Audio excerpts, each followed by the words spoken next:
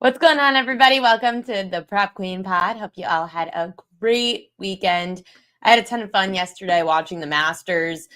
For anyone that doesn't know, it was Passover yesterday. Well, like the second night of Passover. So I was with the family. We waited the entire night, like watching it together. And then, of course, we had to start dinner. And then we had to go to like sudden death. So that wasn't the greatest, but we did watch it during dinner, and I'm so happy for Rory McIlroy. We've got a great show today. I only have one guest, Tom Vecchio, going to be joining the show at 5:30 p.m. Eastern time. We're going to talk NBA playoffs. The NBA playoffs start tomorrow. There's 2 games on the slate. Lots of Major League Baseball today. So if you want to bet baseball, this is the right place for it. I've got Rory over the weekend, I thought was the most intriguing. It's, everyone talks about tennis and how that's great for live betting, but golf, I mean, it was definitely the play to start betting some of these live. Just looking at Rory's odds throughout the weekend, this is according to BetMGM, Rory's opening odds were 12-1. Round 2, 12-1 still. Scotty was the leader, Scotty Scheffler at plus 225. Round 3, plus 360, tied with Bryson DeChambeau. And then round 4, minus 190. Rory McIlroy's odds to win the Masters. Hey, you thought it was definitely a close one there with Justin Rose at the end of, 17? Well, Rose ended really well with that great putt, but Rory McIlroy, I mean, that double eagle, it should have been a thing. Like, he should have won already. He was 4 strokes into the lead, then ended up just doing terribly and missing a few horrible putts. So deserved to go to sudden death, but Rory ends up winning it all, finally. Matt Reichel already telling me about his baseball bets. I'm going to need a lot of you. Oh, hi, Joe. Yay. I love when Joe's here. Yeah, Matt Reichel already telling me that he bet Walker and Skubal off to Vegas on Wednesday. Yeah, that was in the premium subscription today for the newsletter. I already gave out a few strikeout props, which I'll get to. A lot of Major League Baseball to get to. There's some trends that really stands out. I'm trying to think of where we could start today because it's all me for the first half hour. Welcome to the show. Thanks, guys, for tuning in, by the way. I guess people love their home runs. I know that FanDuel does their Dinger Tuesdays, but home run streaks to look out for. Spencer Torkelson of the Tigers looking for his third straight game with a home run. He's hitting 309, 5 home runs, 11 ribbies, and 13 runs scored this season through 15 games. Isaiah Paredes looking for his 4th straight game with a home run. 5 for 11, 3 homers, 3 walks, 5 runs in the last 3 days. So look out for those 2. This is crazy. Steinbrenner Field. Maybe it's the torpedo bats. Maybe it's just the Yankees. Maybe it's the dimensions. Steinbrenner Field, home of the Tampa Bay Rays this year. 31 home runs hit. That is the second most behind Yankee Stadium. 35 home runs this year. So again, maybe it's not the torpedo bats. Maybe it's not even the Yankees. It's the dimensions. Steinbrenner Field, you've got a great game tonight with the Rays and the Red Sox, and stay tuned for fishy lines because that's definitely a fishy line today. People love those home run props, so look to Steinbrenner Field for that. The most runs being scored definitely looks like it's the Athletics where they're playing in Sacramento. I do have this really great website that I use. It's called EV Analytics. And EV Analytics tells you all the stats that you need to know for like against the spread, totals, etc. So if you look at the game totals and I probably could share my screen. I've never actually done that before. So I'll share my screen with you guys. Hopefully this works. I'm hoping that you don't see. Let's see. Share screen. Share screen. We'll share. Where is window? Ooh, Safari. Let's see if this works. No, it doesn't like to share to Safari. Okay.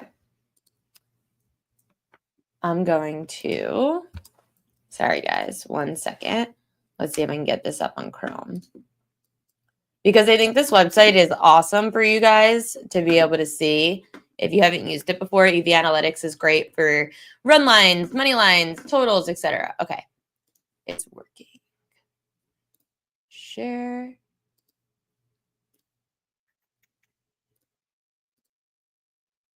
I know my friend Trent uses this like share screen all the time. Is it going to let me do it? I'm so bad at this. I wish, oh, add to stage. There we go. Okay.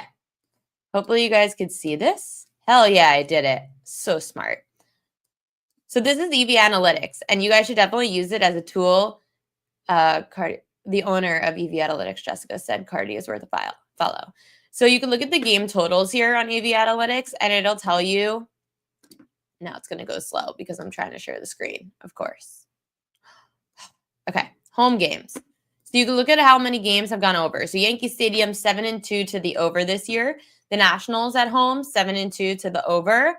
Cubs 6-2, and I'll talk about the Cubs. This team is on absolute fire. They are raking. So these are the most, and you could look at like ROI and units. So like over ROI, the Pirates games are giving you the best return on your investment for betting overs on home games. Orioles and Yankees are up there too. But when you look at the units, the Yankees are the most profitable. The Athletics 6-3 to the over in their home games in Sacramento. And I'm talking now about how Steinbrenner Field has so many home runs. The Tampa Bay Rays 5-6-1. So leaning more towards an under. I guess a lot of solo shots for home runs, so not as profitable to the over there. And you can look for away teams too, like the Cubs. They are averaging the most runs per game on the road this year. They're 6-3-1 to the over in their road games. The Giants, their bats are hot right now, 7-2 to the over. So these are certain things you could look at, and like team totals are at play, run line, game total, etc. So definitely something that you should keep a look at for EV Analytics. I really like using it as a tool. Not so much for props, but definitely for ways that you can look for overs and unders is EV Analytics. Speaking of unders, let's look at some unders for today. Matchups that you should, stop screen sharing. Okay.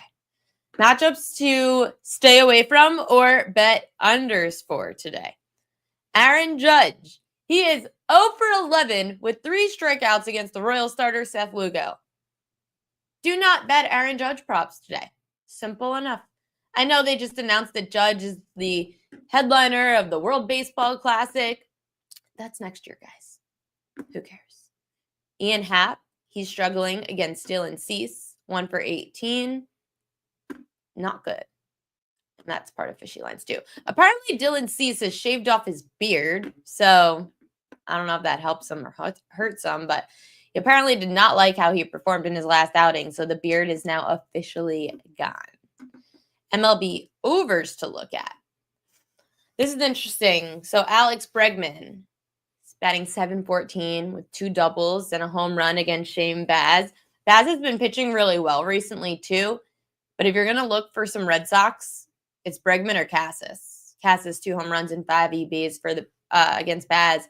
Again, most home runs hit, aside for Yankee Stadium this year, in Tampa at Steinbrenner Field. So if you're looking for home runs today, I would suggest looking at Alex Bregman or Tristan Cassis, or at least looking at some extra base hits, maybe over total bases.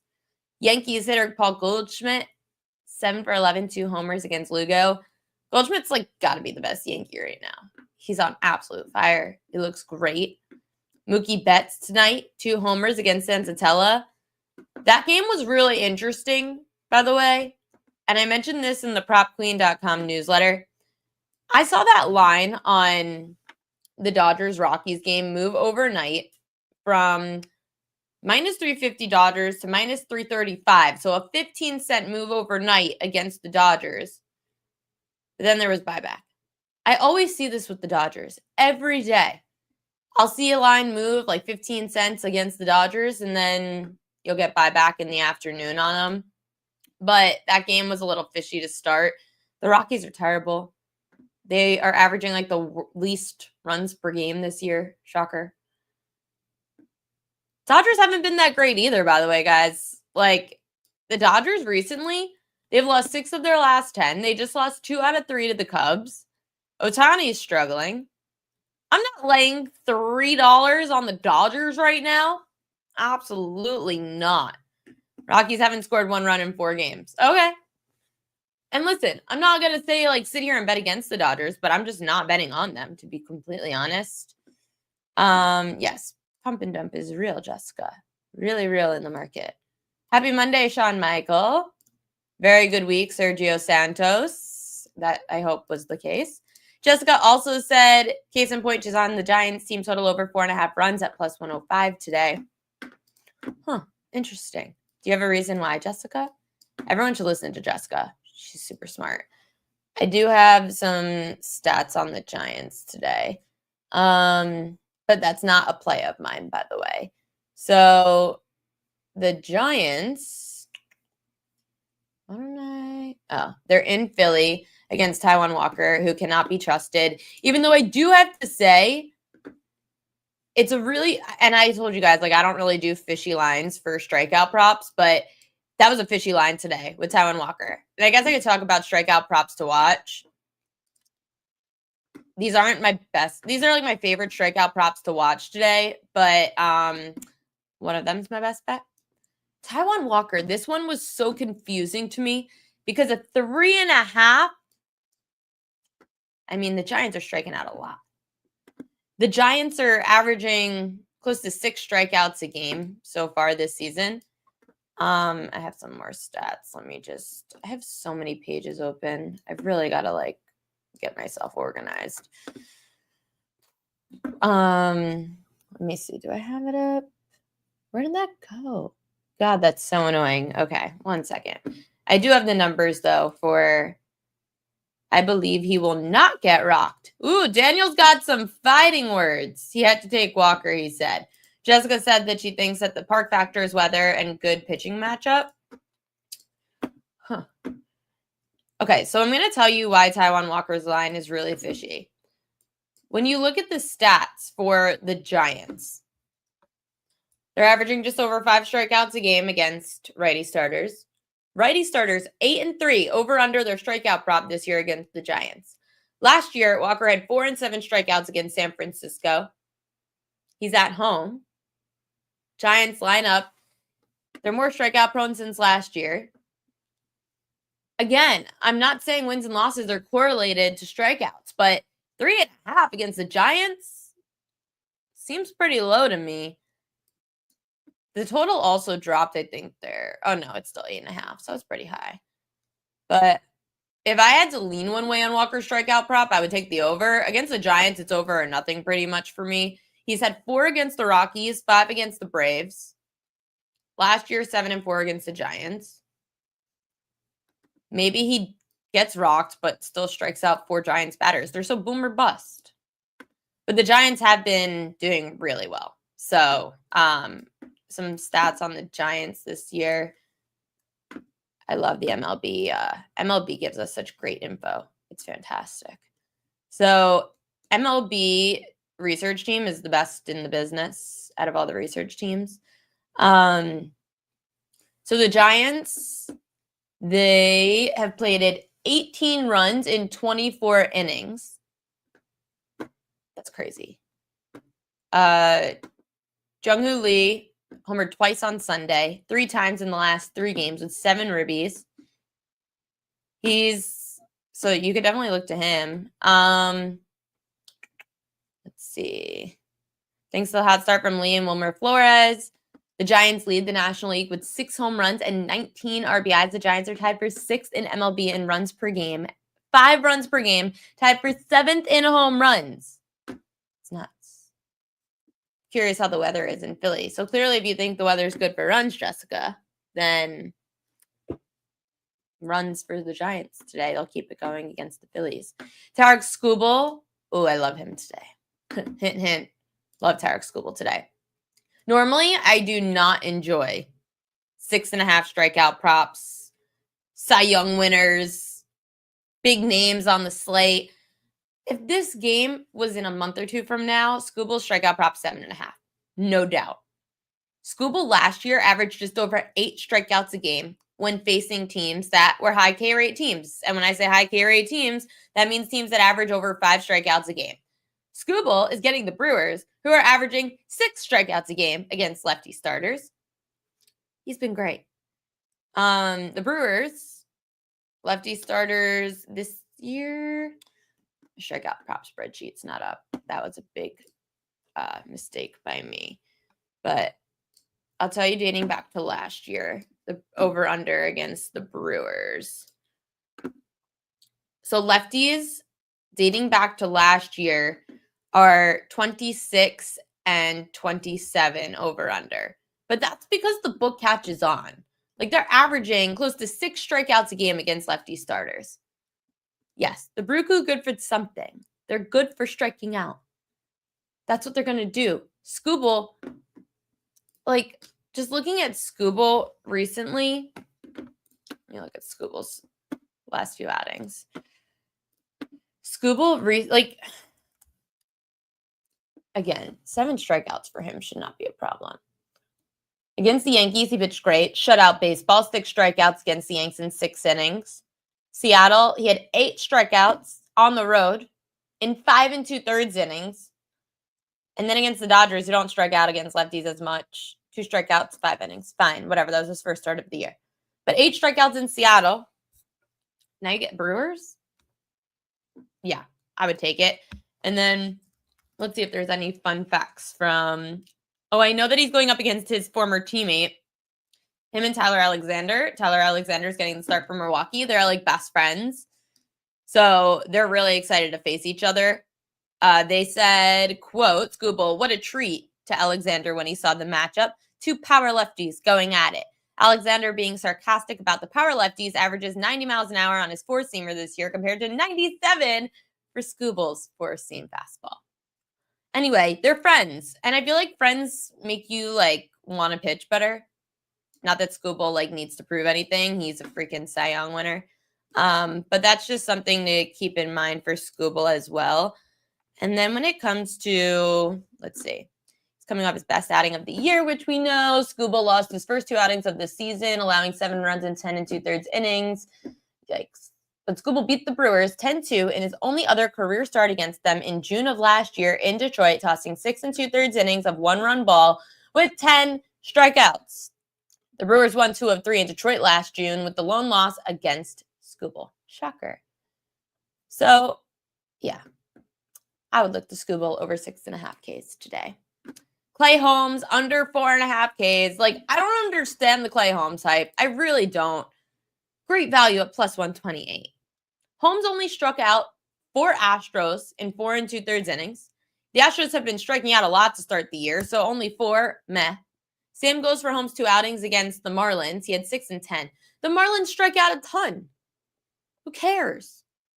Much more than Minnesota to start the year. 11 of the 14 righty starters to face the Twins have gone under their strikeout prop, averaging 3.5 strikeouts to start against Minnesota. The only 3 pitchers to go over 4.5 strikeouts against the Twins this year. Seth Lugo had 6, Hunter Brown had 8, and Sonny Gray had 6. Are you putting Clay Holmes in that category with those 3 starters? I'm not. No, I'm not. Like, I know people have been betting Clay Holmes over his strikeout prop. And, like, cool. Like, congratulations. You hit it against the Marlins, I'm sure. And, like, am I angry and bitter about Clay Holmes? Maybe. But I bet numbers. So, here's the update on his repertoire. Holmes was forced to rely more on his 4-seam fastball against the Marlins because heavy winds. He threw more 4-seamers Tuesday than he did all season.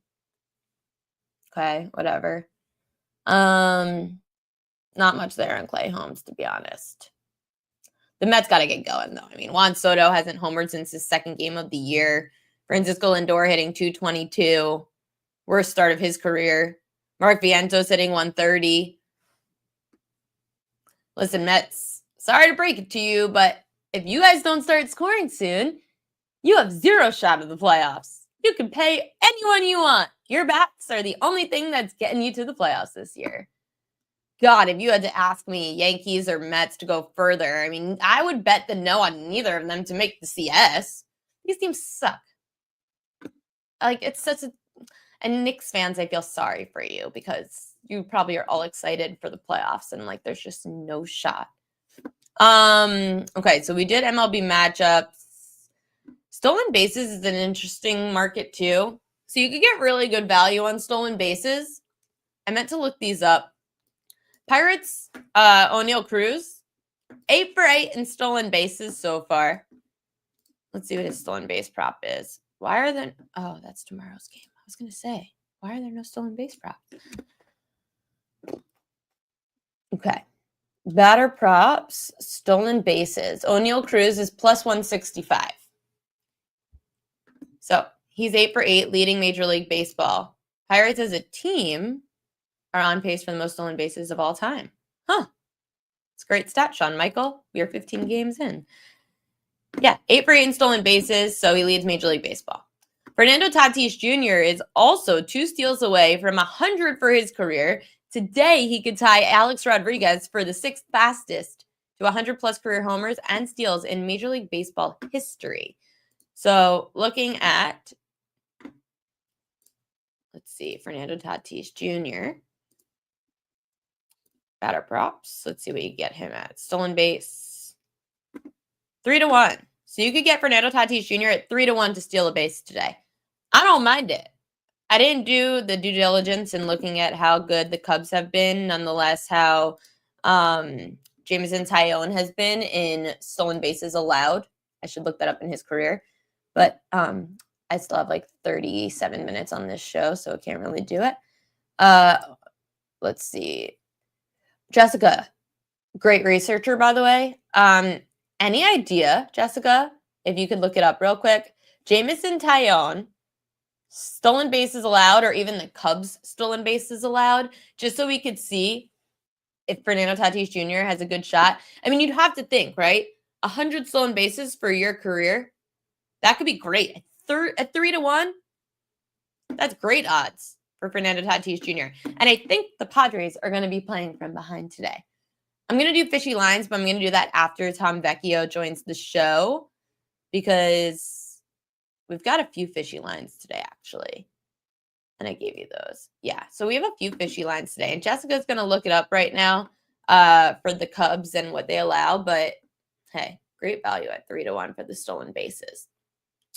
And again, if anyone wants to know the home run trends, if you're just tuning in, Torkelson, Paredes, and anyone pretty much, I would say looking at the Red Sox-Rays game today would be really intriguing for home runs, like Alex Bregman and Tristan Casas. Definitely should keep a look at those. But yeah, I never really bet stolen bases, but I feel like you guys should definitely look into it. And those are Tom's plays. Don't look. Tom's going to be tuning in 5 minutes. We've got NBA action tomorrow. So to start things off tomorrow, and while Jessica looks up the Cubs and the stolen bases for Tatis, we've got Hawks Magic, Grizzlies Warriors tomorrow. Guys, the Grizzlies are terrible. Oh, Jessica did that so quick. Okay. First, let's look for the Cubs. Let me get this back up so you guys know what I was talking about, stolen bases. The Cubs have allowed 0.44 opponents stolen base, tied with the Padres for 4th lowest in baseball. Yikes, that doesn't help us. What about Taillon? I see Ariel's on the Pistons. No, I'm not on the Pistons. That's Tom's play. I'm going to let Tom talk about that. Taillon in his career, how does he do, Jessica, in stolen bases allowed? I'm very curious about that. So while we get that going, everyone has to remember about how bad the Memphis Grizzlies defense is. They're atrocious. Their defense has allowed the 8th most points per game, and they're really bad against guards. So looking at Steph Curry tomorrow is going to be intriguing, and looking at Pods is going to be intriguing. Pods has been a lot of fun to watch for Golden State, so I would be looking at his points prop too, just to give you a gist of the numbers. Pods is at 15.5 on FanDuel. Steph is at 28.5 for the play-in. Again, Memphis, terrible. Hawks also have a terrible defense. Magic are very good. I haven't dove deep into NBA play-in games yet, but one thing I will tell you guys, I'm really I have to rely on Hakeem Prophet, who's going to come on the show tomorrow to talk some more NBA props. There's a lot of quotes that you need to look into.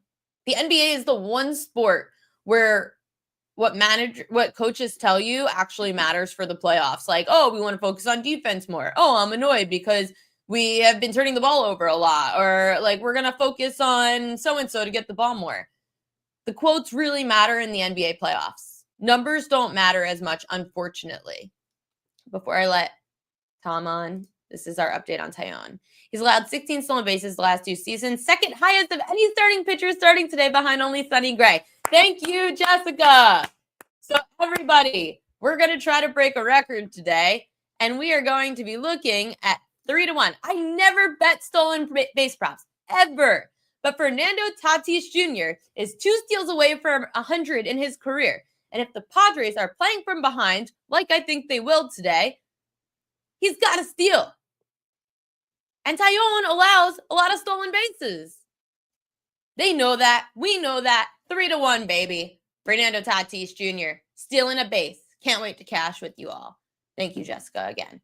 Okay, joining the show now, my great friend from over at Sports Grid. We've been working together since he was at FanDuel Sportsbook.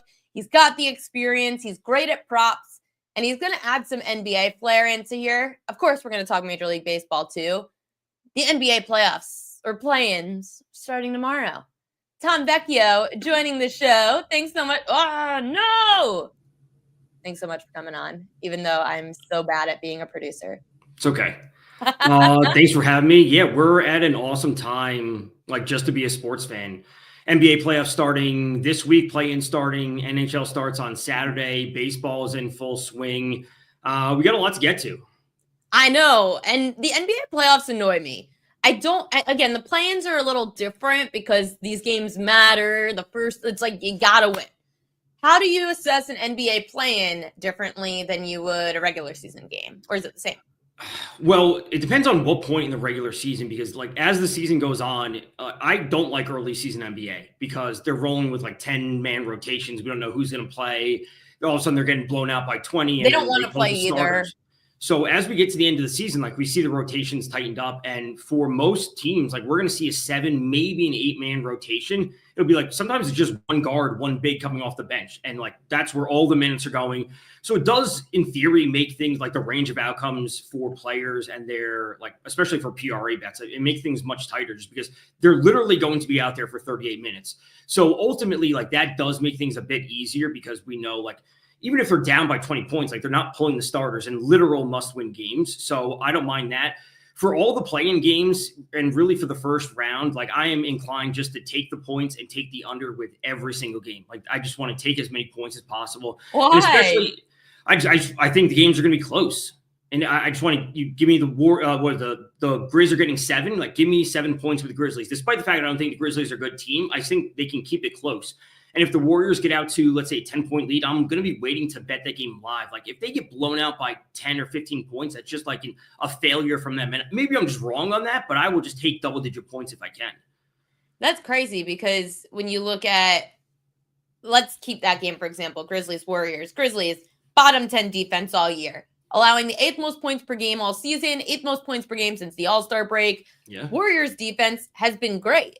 So why would the Grizzlies, in your mind, keep this game close against such a great defense? So the Grizzlies, obviously, coaching changed. Like, we can look at small sample size, but like when I'm looking at this game, like I don't think they want to turn this into a shootout because they know ultimately their defense is going to fail at a certain point. Like you're only going to shut down Steph Curry and that offense like for X amount of time.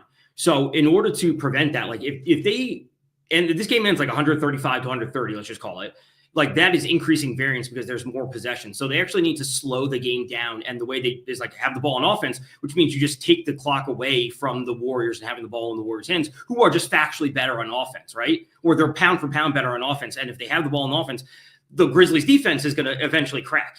And that's what's going to happen. So you have to keep the ball away from it and slow the game down. So I just think it's going to end up being closer than we anticipate.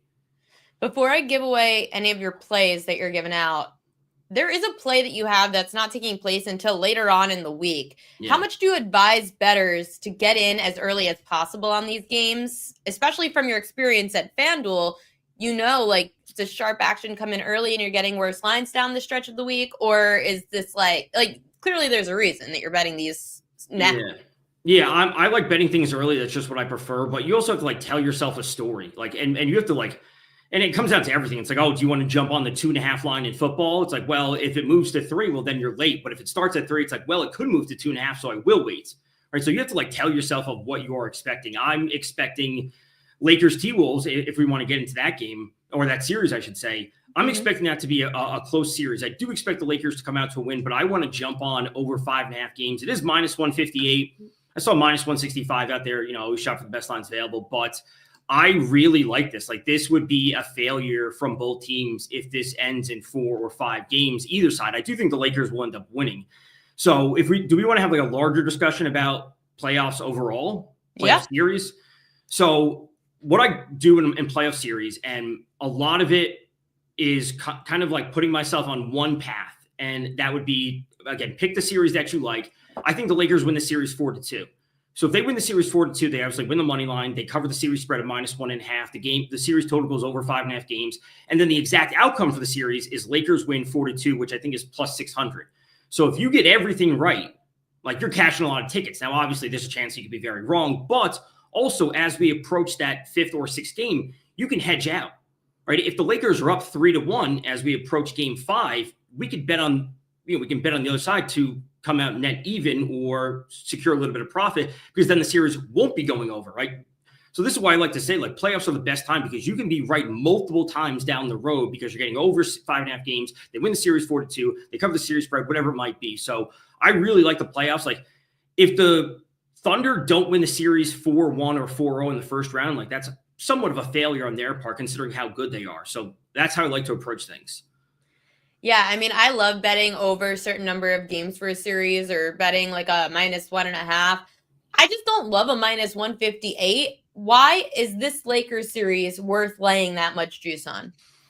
So the Lakers are a team, I think they are good, but their defense has certainly been better, but I think the T-Wolves have enough to push them. So I think the Lakers win the series 4-2, which we could say is like a pretty comfortable. They're not going to that 7th game. It's not as close, but I think over 5.5 is the right play, just because the offense that we have from from Anton on that side. I also think defensively, it's a bit of a weird matchup because there's no true center to stop Rudy Gobert. And I'm not saying like he's some amazing offensive center that we need to be worried about dropping 30 points, but just the way it matches up, like Rui Hachimura, Jared Vanderbilt, Jackson Hayes, like, there's going to be some issues defensively and just in terms of the matchups. That Gobert's the defensive player of the year for a reason. Yeah, I think this is going to be a closer series than people realize in terms of the games being close, but I do think the Lakers win, and again, 4-2.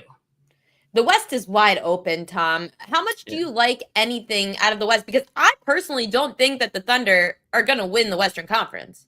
So I have a ticket on Denver, which I made at the All-Star break when DK had some promo, like, add 300 boost or whatever. And I just didn't like where the Thunder sat. And I was thinking at that time, so obviously before they fired Mike Malone, that if they ended up at the 2 or the 3, they would be able to avoid OKC in terms of the bracket. Now, obviously that didn't play out. I expected it to be an extremely tough series versus the Clippers, but the Thunder are a team that just need to prove it. Like, this young team, they have this massive season. They need to prove it. But I think the odds suggest that they're like, it's a foregone conclusion that they're going to win. And I just don't think that's the case.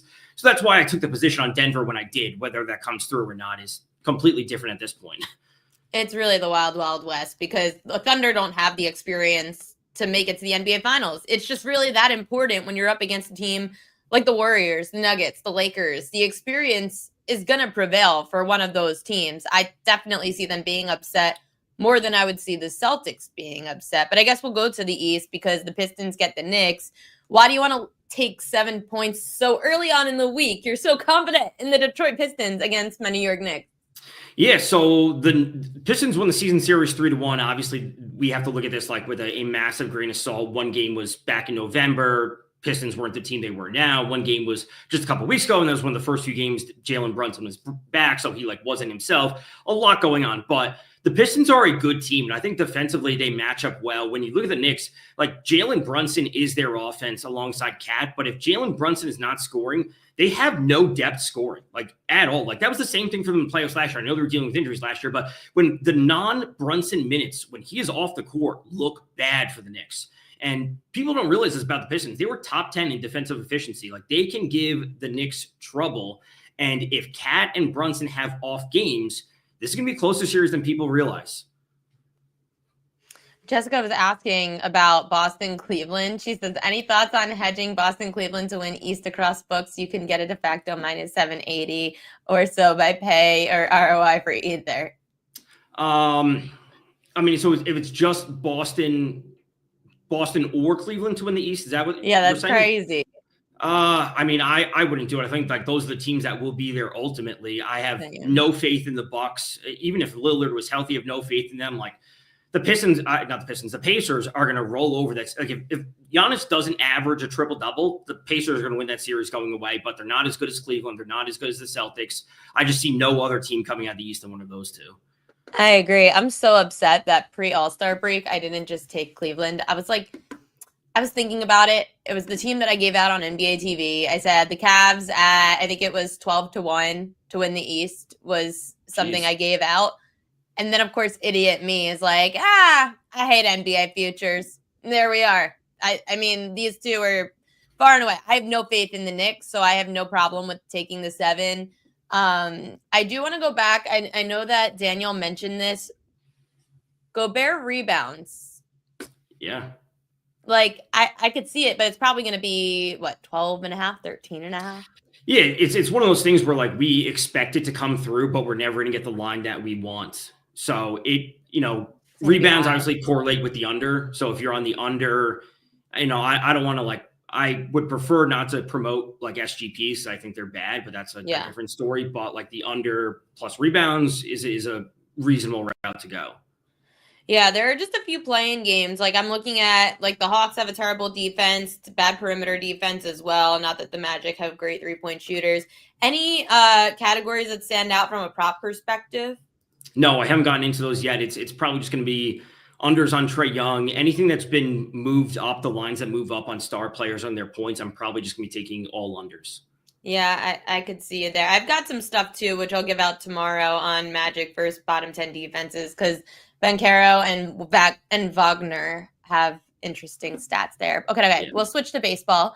Dylan Cease under 6.5 Ks. You are fading him today. I'm fading him today as well in a different sense.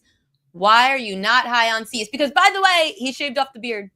He did. I am on record as saying I believe Cease could lead the league in strikeouts, which I fully believe is possible. He has the talent to do so. Every year it could be.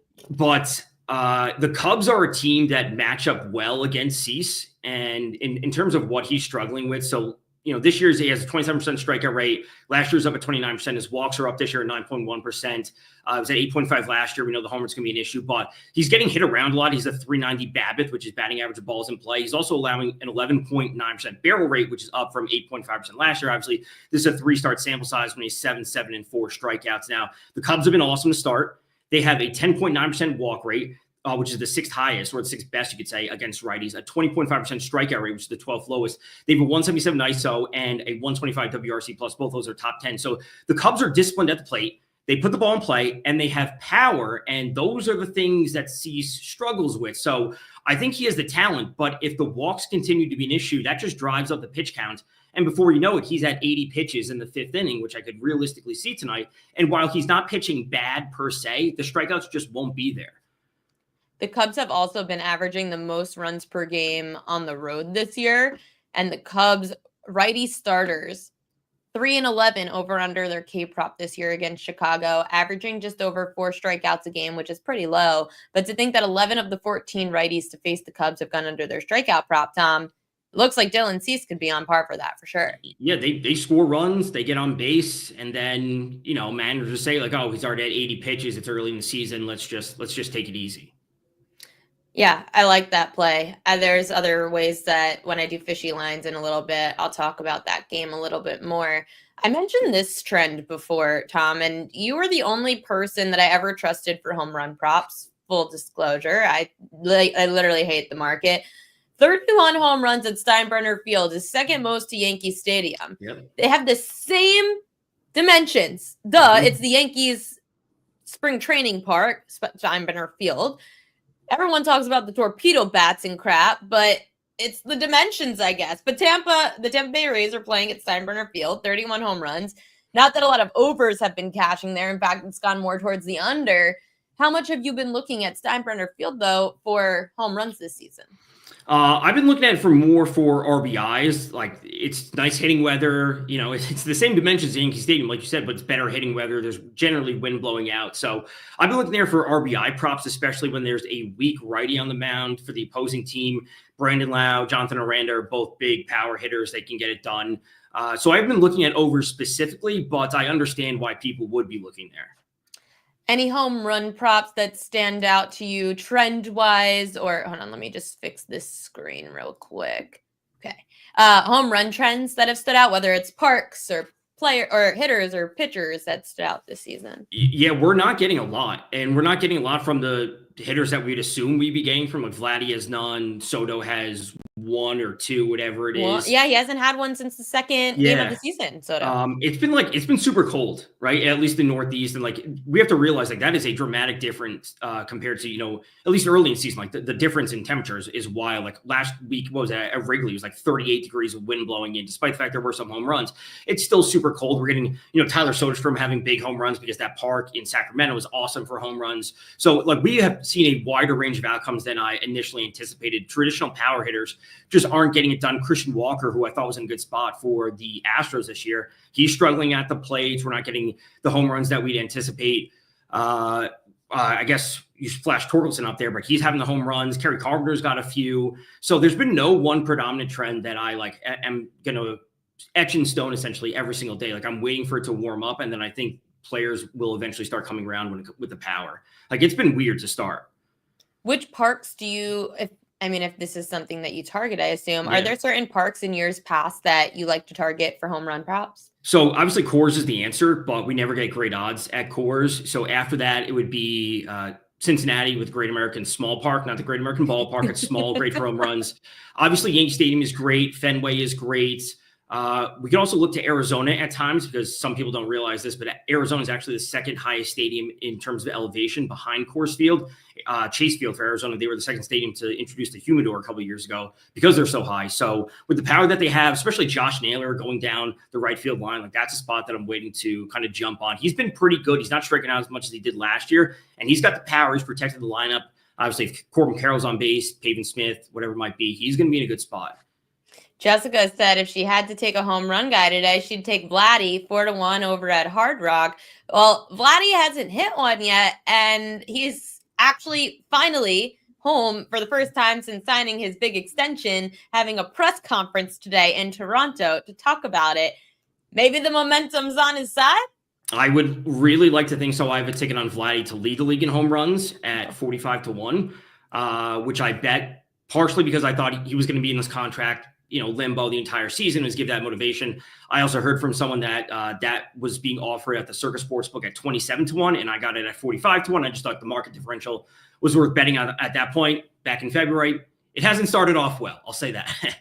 Maybe the pressure's off, and Vladdy now can enjoy and have his press conference, and things will get better. I hope so. 4-1's pretty good for Vladdy, and you might get these buy low numbers. And by the way, everybody, in case you missed any of Tom's plays before, he likes the Pistons against the Knicks. That game's on Saturday. Yep. Lakers also play this weekend over 5.5 games. You also said you liked -1.5 for the Lakers in the series? I do. And again, this is the way I do things. So if I'm, I pick a couple series across NBA, NHL, it's all the same thing. Theoretically, if I'm right about the Lakers and they do win the series 42, I'm cashing 4 or 5 tickets. Now, I also could be wrong, but again, we can get to that point of that 5th or 6th game where we can hedge out and we can take, the under or whatever it might be. And you can take the Warriors to win, not the Warriors, the T-Wolves to win. So therefore the series, et cetera. So it leaves you outs down the road, which I like. So we can cash 4 tickets, we can cash 2, we could come out net even. A lot of different opportunities. And then you like Dylan Cease under 6.5 Ks too. We didn't get to hockey, and I do trust you a lot when it comes to hockey. How does your handicap of the NHL Stanley Cup playoffs change in the playoffs versus regular season? So the series stuff is the exact same. Take a team to win 6 games, 7 games, whatever it might be. It's a super close series like Colorado versus Dallas. That's a coin flip. I think it's -108 and -112. for the series prices. Like, we don't know who's going to win, so just take the series at 6 or 7 games, whatever it might be. Then it's going to come down to a lot of unders. Like, we're going to have a few overs. Like, one of the Colorado Dallas series games it's going to fly over, end of like 6-4. But after that, we're going to start to see a lot of unders.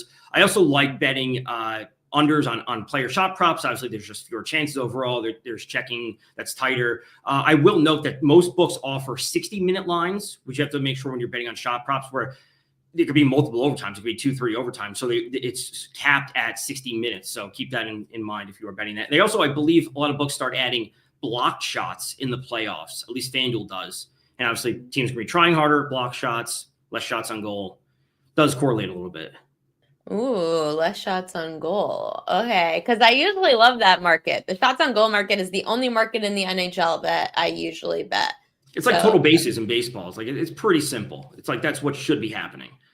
Right. Like, I always say that there should be, what was it?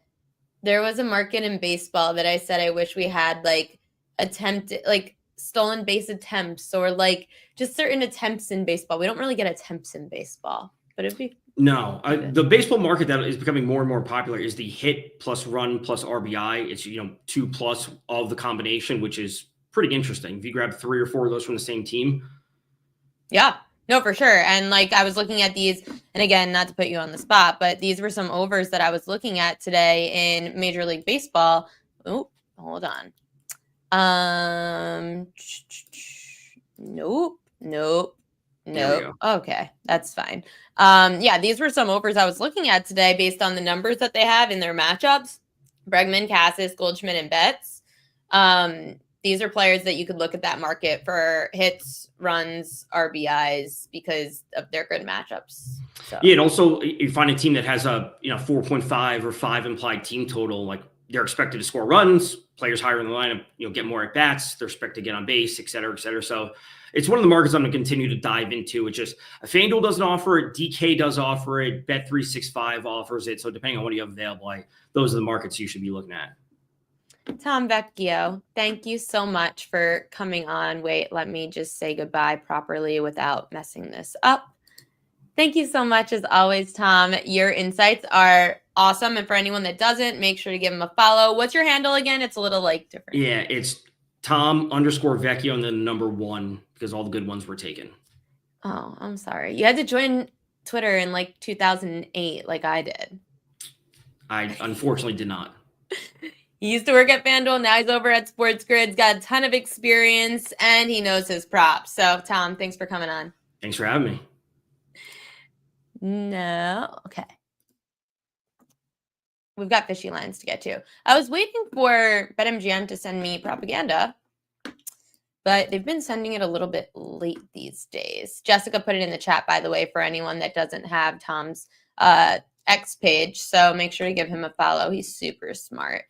I guess we will get to fishy lines for today since I don't have propaganda. So fishy lines. We've got a lot of fishy lines today, guys. So we'll start with, I guess we could go Rays because fish, Rays, haha. This line moved from Red Sox -102 to +108. The Rays -116 to -126. According to DraftKings, the Red Sox are getting all the love. Red Sox, 53% of bets, 65% of money. It's not the fishiest line of the day. It's definitely a fishy line, and there is a reason for it. So the Red Sox, I lost my screen. Okay, there it is. Oh my God, I have way too many pages up. Okay, so the Red Sox, they're averaging 2 runs a game.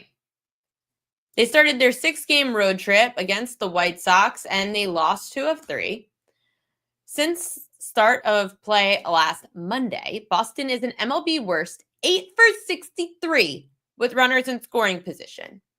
The Red Sox righty, Tanner Houck, he's got a whiff rate of just under 20% in 3 starts. It's a career low for him.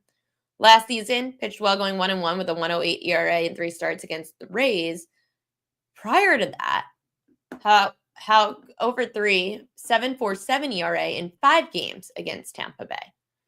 Rays starting pitching, limited Atlanta, 1 earned run in 16 innings. That's a .56 CRA.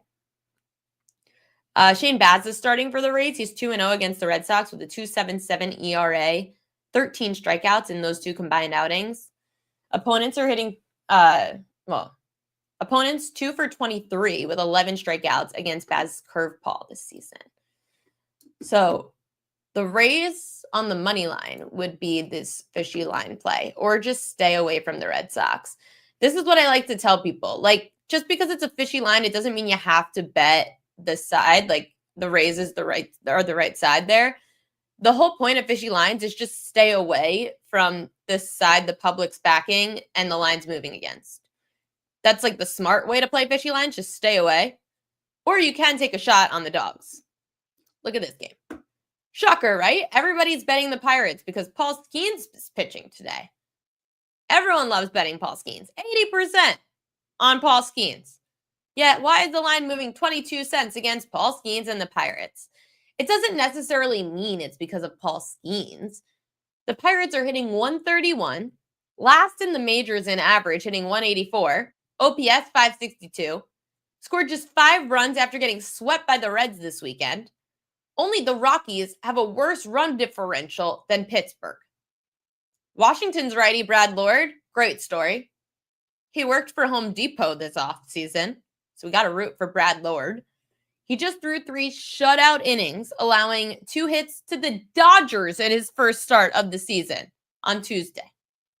He struck out 4 and finished with 55 pitches, so likely today Lord should be around 75 pitches. If he was able to shut out the Dodgers, allowing just 2 hits, Brad Lord, then he should do just fine against the Pittsburgh Pirates. Pirates just can't score, so who cares about... Everyone bets the starting pitcher. No one's betting the lineup. Your starting pitcher, ask the Mariners, your starting pitcher could go 12 innings. And if you score no runs, you lose. Mariners did it in the playoffs. 1-0 loss in extra innings. I don't trust the Pirates to score right now. Fishy line. Nats are nothing for me. Plus 166 is what you can get it at. The last fishy line is my favorite fishy line. Cubs Padres. This one moved a lot. You got Dylan Cease on the mound. Another situation where you've got a big name pitcher pitching and everyone's going to love the big name pitcher, Dylan Cease. Yet the line moved minus 168 to minus 154 San Diego at home with Dylan Cease pitching. The Cubs, 12-cent move in their favor since last night, and only 25% of actions coming in on the Cubbies. Well, the Cubs lead Major League Baseball with 116 runs scored. Do you know how much more that is than the next best team? 21 runs. The Cubs are scoring 21 more runs this year than the next best, the Yankees. So the Cubs, 116 runs scored this year, the Yankees, 95. The Cubs are averaging just under 7 runs a road game, which is the most in Major League Baseball. Cubs took 2 of 3 at Wrigley against the Padres last week. Cease, he shaved his beard after giving up 9 runs, so he's clearly feeling like something's off, and he's trying to change the momentum.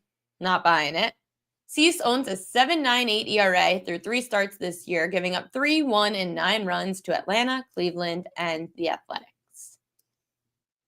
No, I am not enjoying Dylan Cease. So I would be betting against him. Cubbies tonight or nothing. No Padres today. For anybody who's just tuning in and missed it, these are my, those are the matchups. Where's the strikeout props to watch? I had it. Oh, this is so annoying. Where is it? Oh, here it is. K props to watch. These are the 3 K props I like the most on the day. Taijuan Walker over 3.5 Ks. I'm not confident of him staying in the game, especially because Jessica Brand does like the Giants to go over their total runs today. But don't get baited, Jessica. That's funny. Jessica's segment. I feel like a fun line for Fishy Lines. Don't get baited. I might use that. Thank you. Okay, Taijuan Walker over 3.5 Ks. For anyone that's just tuning in, he is averaging he's had 4 and 5 strikeouts this year against teams that strike out a little bit less than the Giants. the Giants are averaging just over 5 strikeouts a game against righty starters. 8 of the 11 righty starters to face the Giants have gone over their strikeout prop. Even if you don't like Taijuan Walker and think he's erratic, he should hit 4 strikeouts. He went over 3.5 in both games against the Phillies, against the Giants last year. So yes, Daniel, let me clarify. I believe he'll get his Ks before he's yanked. That's kind of what my process is.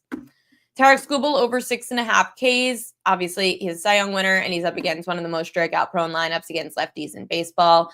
He's averaging, Skubal, just over 8 strikeouts a game when facing teams that are one of the more strikeout-prone teams in baseball, just like this Giants team is. I'm going to get to that more in Royal Lux. Hint, hint. Clay Holmes is another one. I think it's a good, probably your best plus money play of the night for a strikeout prop to take his under 4.5 Ks. They're getting the Twins, and the Twins have only had 3 of the 14 pitchers they've faced to have over 4.5 Ks this year, and that was Seth Lugo, Hunter Brown, and Sonny Gray. If you would like to put Clay Holmes in the category of Seth Lugo, Hunter Brown, and Sonny Gray, go be my guest and bet this over. I will not. I think the under at plus 128 for Clay Holmes has good value against a Twins team that's averaging 3.5 strikeouts a game against righty starters. Clay Holmes just faced the Marlins, who is literally one of the most strikeout-prone teams in baseball. So yes, he had 6 and 10 Ks.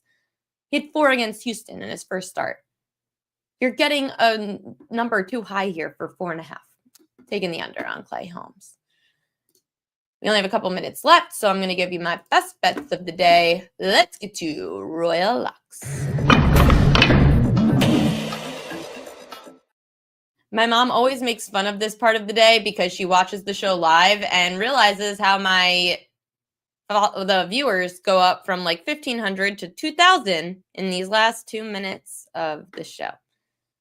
Royal Lux. Do I have them here? This always happens because you have to like get rid of. Sorry, give me a second. I'm going to get Royal Lux up. You can only share like 10 pictures at a time on this thing. So I had to wait until the end to post Royal Lux. But I'm rambling. You don't care. Royal Lux. Tarik Skubal over 6.5 strikeouts. Skubal's averaging just over 8 Ks a game when facing high K rate teams like the Brewers. The Brewers average just under 6 strikeouts a game. Right? Just under 6. Yeah. The Brewers average just under 6 strikeouts a game, dating back to last year, against lefty starters. It's one of the highest in baseball. When you've got a Cy Young winner like Skubal on the mound, you got to go with the over. This number at 6.5, it's a good one. In a month from now, it'll be 7.5. Cubs money line at plus 130. This was part of the fishy line segment. I love the Cubs tonight. They are so good on the road this year, averaging just under 7 runs a game. The Cubs lead Major League Baseball in runs scored, and it's not even close. Dylan Cease has been struggling. He's coming off his worst start, just allowing 9 runs. He's given up 3, 1, and 9 runs to the Braves, the Guardians, and the Athletics this year. If the line's going to move this much against a big name like Dylan Cease, I'm going to bet the Cubs on the money line. And don't forget about this little bonus play with stolen bases. Fernando Tatis Jr. is 2 steals away from 100 for his career, and that's at 3-1. If you bet Fernando Tatis Jr. to have a stolen base tonight, Jessica Brand, our handy-dandy researcher, she gave us great numbers on the Taillon. Here we go. So the Cubs starter, Jameson Taillon, has allowed 16 stolen bases the last 2 seasons. That's the second highest of any starting pitcher starting today, behind only Sonny Gray at 25. So Tatis Jr. has records to be broken, and at 3-1, you could be part of history. Thank you, everybody, for joining the show today. We will be back tomorrow, 5 to 6 p.m. Eastern Time. Got a lot more NBA to talk about. Hakeem Prophet going to join the show and talk NBA playoffs, the play-in games, and of course, I've got covered with some props for the NBA and more Major League Baseball. See you guys tomorrow, and good luck with your bets tonight.